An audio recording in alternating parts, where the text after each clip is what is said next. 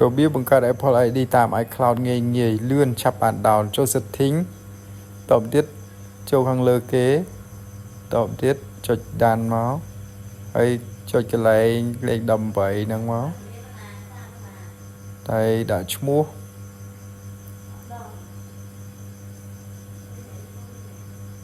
vậy đấy chờ ngày khai năm birthday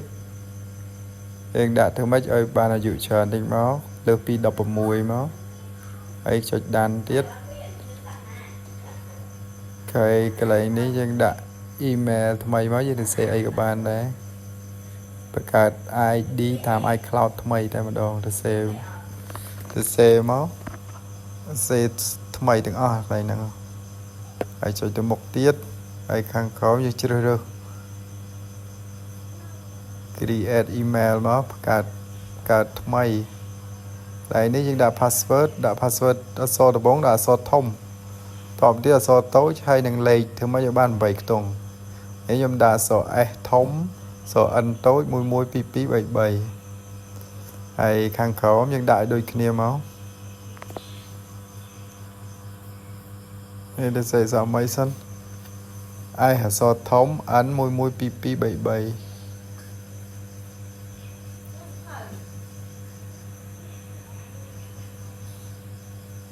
ហើយខាងក្រោមដាក់ឲ្យដូចគ្នាមកដែរមក password វាតបទៀតចុចទៅមុខទៀតហើយដល់កន្លែងនេះចុចទៅមុខទៀតយើងដាក់មួយលេខទូរស័ព្ទហ្នឹងហើយagree ទទួលយកមក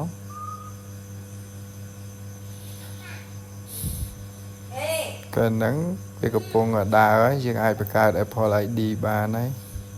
បង្កើត Apple ID តាម iCloud ងាយលឿនរហ័សហើយយើងចូលបង្កើត Apple ID បានហើយប៉ុណ្ណឹង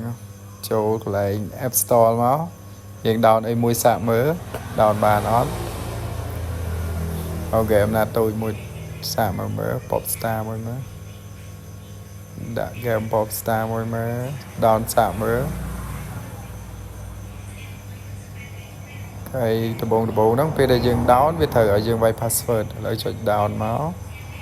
នេះចុចតាមហ្នឹងមកខាងក្រោមនេះដាក់ password ដែលយើងបង្កើតមិញមកanswer ធំ N 112233 confirm và lượt creep em đấy nhưng ai down bàn này cho tam năng tiền máu rồi chạm viền tích và về lột bài đang những ai download bàn đấy bạn học con trán